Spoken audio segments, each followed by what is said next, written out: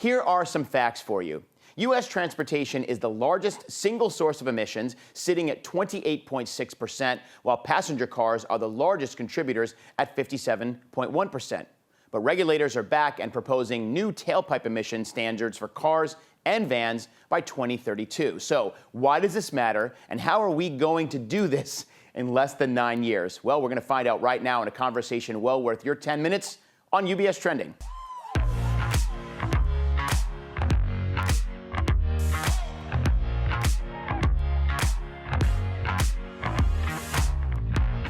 Hi, everyone, and thank you for joining us. I'm Anthony Pastore. Welcome to UBS Trending. Amantia Muhedini is back, and we're talking sustainability. So I want to get right down into what we're talking about today. Amantia, you recently wrote in your SI Perspectives that there are some new EPA rules. That's the Environmental Protection Agency, for people who don't like acronyms. We're famous for them here. But what are these new rules that are coming from the EPA? Sure. It's great to be here, as always, with this conversation, Anthony. So the new rules, the EPA came out on April 12th, so about a month ago or so now, with proposed rules that set very strict emission standards for new cars, new personal passenger vehicles, as well as vans that will be produced in the models from 2027 to 2032. So essentially, any new car that is coming out in those years and is being sold will have to comply with this new, stricter standards for the emissions coming from the tailpipe. Mm-hmm. Now, what this means, according to the EPA's own projections, is that for car makers to be able to comply with these new requirements, they will have to shift about 2/3, 67% of new car sales by 2032 to electric vehicles.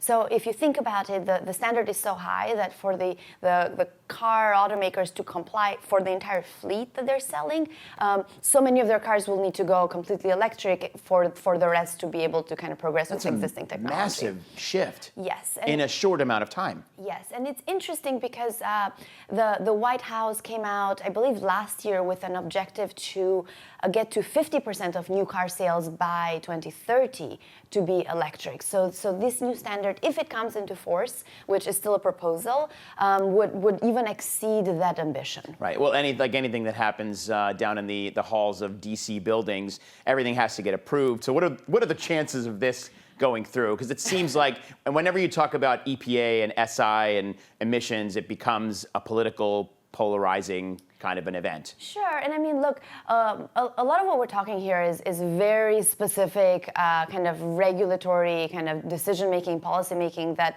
frankly goes beyond my own understanding of GHG emissions and chemical composition. What we'll say is that the EPA came out with a comparable rule to regulate the emissions coming from trucks, so the opposite side of vehicle spectrums. And just about 2 weeks ago, Congress passed a bill that stopped this rule from coming into action. Mm-hmm. Now, the White House has indicated that President Biden will veto that bill, so it's likely that it will go forward, but it just gives you a sense of the likely back and forth before these come into force. Now, we're watching it.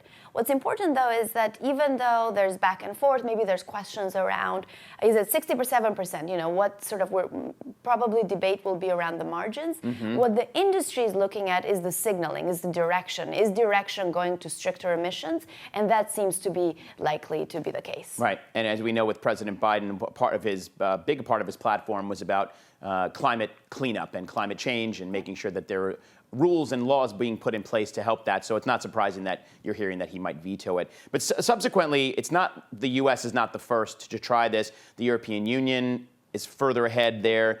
Even on China, they had a rule that was going to go into place, but then it got postponed. The date is now TBD, but at least there are conversations happening. So from a regulatory front, there seems to be, again, uncertainty. How does it compare to what the European Union did? Sure. So, look, again, as I said, what's clear here is that the direction is going to stricter standards for regulating these tailpipe emissions.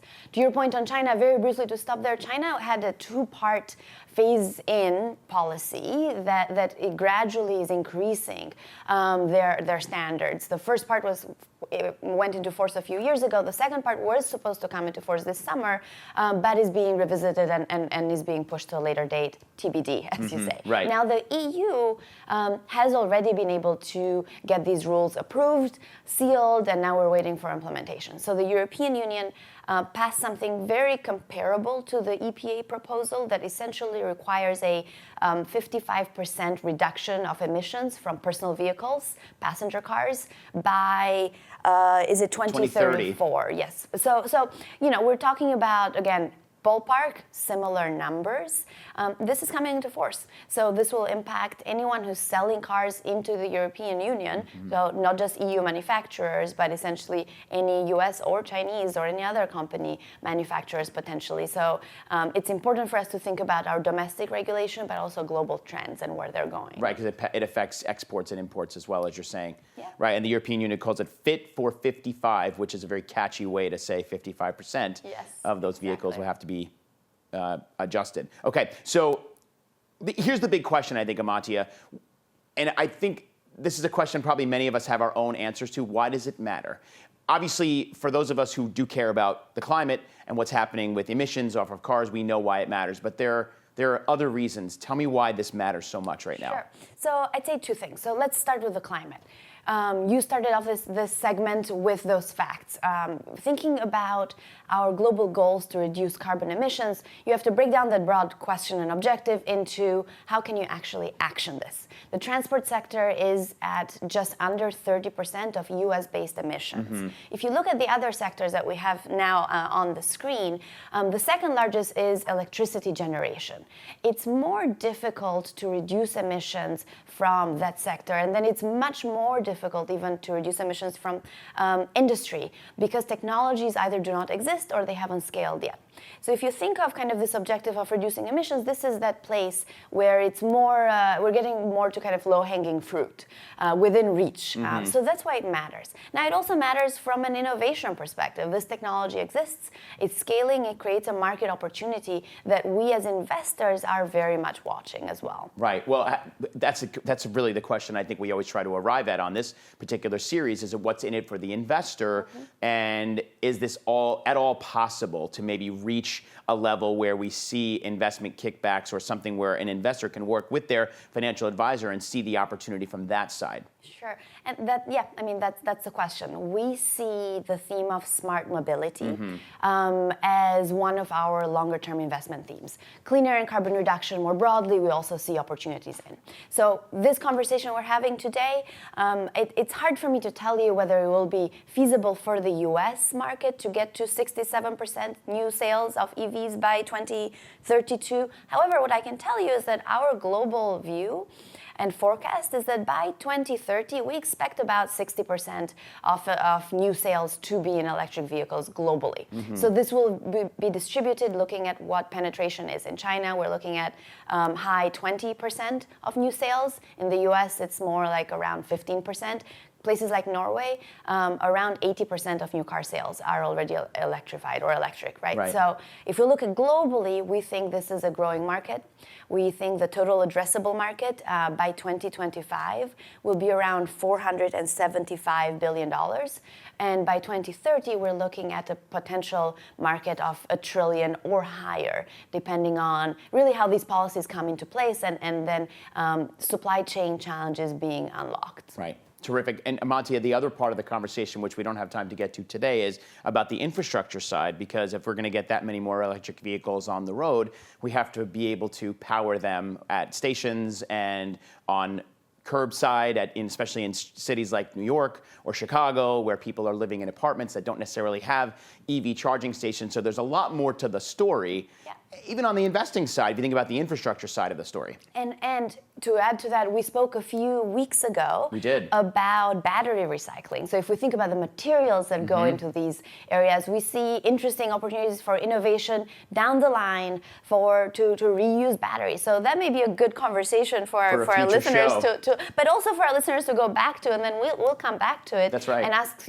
questions around the grid. How do you actually deal with this electrification from an energy production production perspective, right? It's a very interesting conversation. Lots of work that we've done on this topic as well. Yeah, and by the way, the story we're talking about today was in the recently published version, which if you Google it, you can go to SI, just Google SI Perspectives at UBS or Sustainable Investing Perspectives. You can also check our website at ubs.com/views for more information from Amantia and the rest of the CIO team. And you can also check us out on social media, Instagram particularly, because we just recently relaunched our UBS Trending Instagram site. There's a lot of great content up there, plus some never-before-seen footage that we didn't get to do it here on the full show. So you can find some great clips there from our best guests. And as always, if you have questions about your portfolio, make sure to speak with a financial advisor.